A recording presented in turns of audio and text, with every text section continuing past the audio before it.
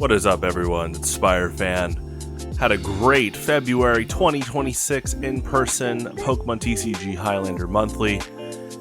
I always praise the pizza place for having great owners and just a great venue to play. And Jim, the owner, was super kind. He actually was there this time, and while we were playing, he walked up to me and he basically said, if we ever are gonna do like a big, city-sized tournament, he's down to support that. Which that was a nice surprise. I definitely have plans in the future for, there's no current need to expand upon venue space. But yeah, definitely as more people have told their friends to come play, definitely keeping tabs on that. Definitely keeping tabs on, I probably definitely want to talk to him about a big event with, an open buffet, and you pay the buffet fee and probably a little bit of a venue fee tip just to them, just to support them. Regardless, always an amazing place to play. So this month we're going to play a 3 out of 5 set, me and Brian Vandeveri, and definitely looking forward to this. So round 1, I'm playing a deck I built that Jay actually played last month. It is a Muck Wheezing Vanillux deck. It actually was made because Jay requested a special conditions-based deck, and Brian's actually playing the deck that I played last month, which is a Clefable, Sandy Shocks, Delphox deck. It actually runs one of each type, fully evolved Pokemon. So you're kind of going for a rainbow strategy where you can hit every Pokemon for weakness, with the exception of if the weaknesses are turned off.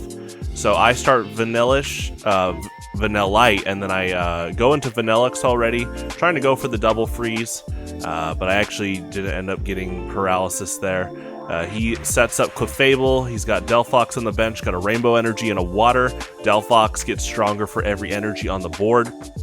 Dracovish says if they knock me out, I can't evolve next turn. But he's keeping Clefable up kind of as a wall. Goes to Dracovish level X, doing some good damage there with the special Darkness Energy, able to kind of rush down and apply some pressure. Now, I see on the bench, the Pokemon on my side with damage counters is Grumpig, and Grumpig says that between turns, any EX Pokemon is going to be confused. Also, confused Pokemon can't retreat. So you're kind of going for like a lockdown strategy there. And a lot of the deck that I have here is all oriented on a lot of basic energy, because if you run special, you become an EX. So in this case, I'm running like right here, basic energy Muck, trying to pull up benched Pokemon, poison them, do poison damage, while also causing confusion. You see Burbank City Gym there, adds 2 more damage counters of poison between turns. So definitely looking for the high disruption on my side, but on Brian's side, he's got Dracovish up with 2 special darks and a water energy. He's doing really good. The rainbow oriented deck is pretty high skill floor, pretty high skill ceiling, and I know for many months Brian's been improving, so I knew that he could handle this deck. He was telling me about some of the things he was looking at in this deck and understanding the learning curves there, but he was picking up fast. He promotes Sandy Shocks, looks like a potential sacrificial wall here. He does have Fighting Fury Belt to increase Sandy Shock's HP. He is asking there about 2 Stantlers in the deck. Good on him for being observant. The reason is he's running both Weirdeer and fully evolved Stantler. Weirdeer is your psychic type attacker in that deck, and Stantler is your colorless attacker. He promotes Dracovish level X again being relentless here, but I'm able to take the final prize with Grumpig active. Next game, I start Galarian Articuno. I'm going second, so I get my double attachments there. I am running Chi Energy, which is a -10 special psychic energy defensive boost. So I'm trying to look to tank Articuno here. He starts Fennekin, able to get Magikarp on the bench, Dracovish with a special Darkness Energy, Sandy Shocks with Eviolite, looking pretty good for sustainability, gets the Muscle Band, and goes right for Breakson. I do get my 3rd energy on Articuno, going for the Freezing Glare there, which can do spread damage if I flip.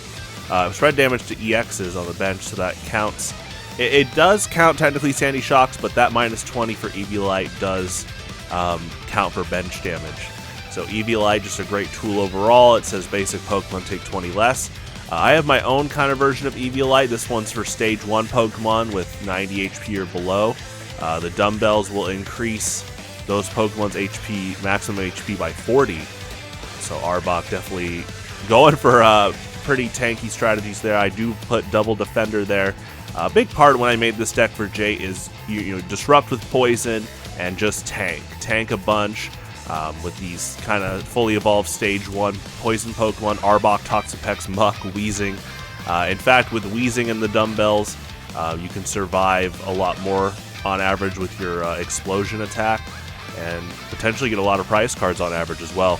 So he promotes Weirdeer here, but he actually, goes to Stantler. I was kind of telling him about, in this case, build your bench and use Stantler to play a supporter to get more cards if you're supporter dry. And looking right there, he's going to Snover. Abomasnow is the resident grass attacker for that deck. You're able to spread damage, do pretty good damage too with water energy for his last attack. And goes to Weirdeer. I got Grumpig on the bench on the bottom right there, causing confusion to all EXs. So Abomasnow here is considered an EX. He does promote Drapion, and Drapion says that if the defending Pokemon's an EX, they are paralyzed. Regardless, he gets a nice knockout with Cross Poison there. He's kind of running the opposite of my end, where he's running Professor Kukui and plus powers, while I'm running Pokemon Center Lady and Defenders.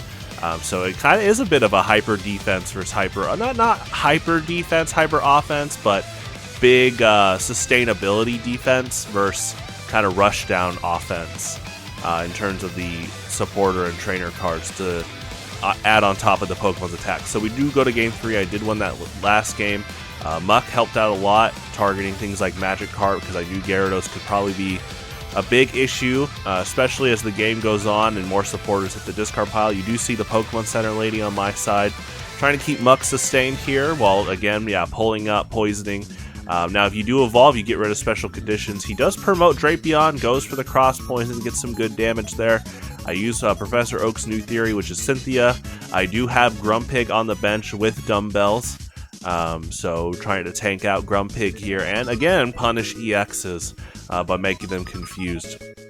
Promoting Toxapex here, just kind of being a good wall. So you can do right there I have Dust Island, which says if a Pokemon switches and if your Pokemon's poisoned and they switch, the new Pokemon is now poisoned.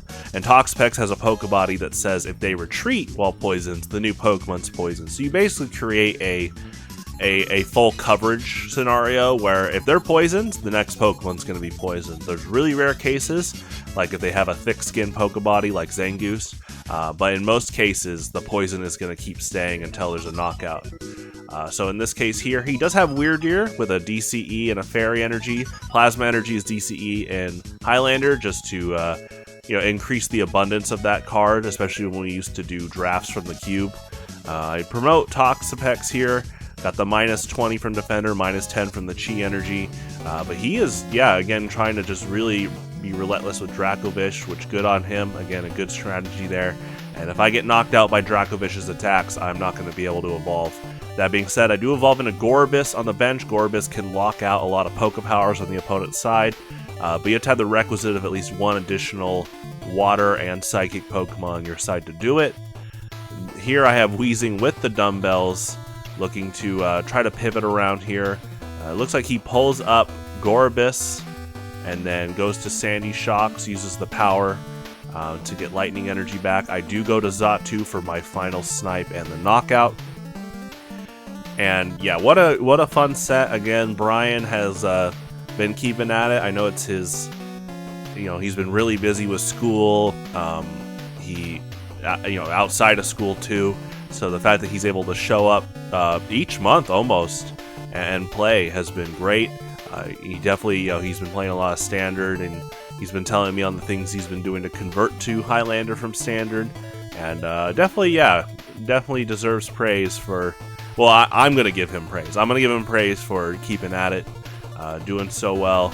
And, like a lot of our other past Highlander players, I think they pick up pretty fast, and it's cool to see them start getting creative with their strategies. And that's kind of one of the big goals of Highlander was, basically every game is going to be pretty different.